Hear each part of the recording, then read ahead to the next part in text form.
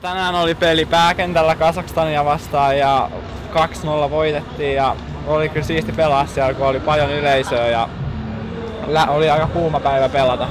40 astetta lämmintä.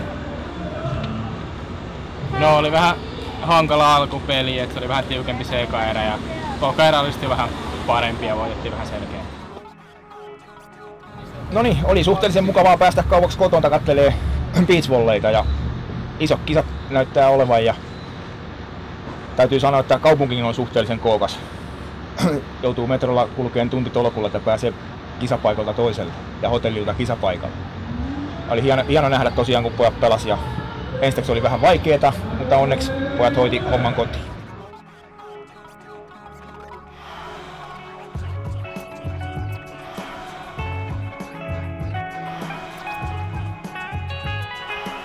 Tänään tuli muuten Espanjasta uudet cheerleaderit. Ai en mä vaan.